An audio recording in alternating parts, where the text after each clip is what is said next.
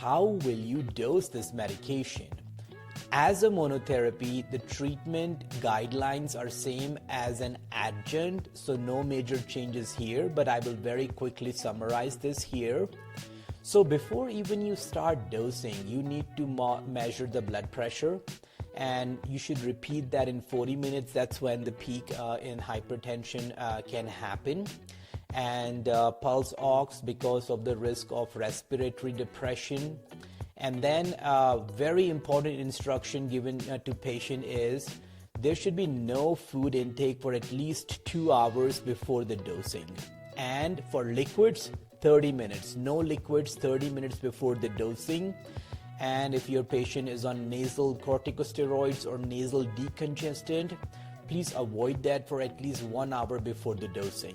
I'm not going into the detail how to dose it, but just you can see the picture. This is from the Johnson & Johnson. This is the 20, like every nasal spray is 28 milligram. And after every spray, a patient should wait for at least 5 minutes before doing the next one because of the absorption timeline. Now, let's start with induction. So you did all that. There is no risk factors, no contraindication, no blood pressure concerns. Pulse ox is good.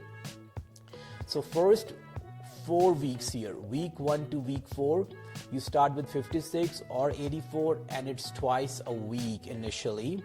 And you all know that the 2-hour observation after every dose is a requirement, and it should be given by healthcare professional.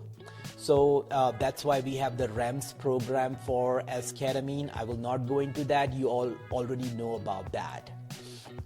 Now, after the induction at week 4, you can even do the maintenance treatment, but the timing changes to once weekly for week 8. And after that, you can either continue once weekly or every 2 weekly, depending on how the patient is doing. But it's really important to evaluate after 4 weeks to determine if there is any need for continuation of treatment. So this is a very basic overview of how to dose that.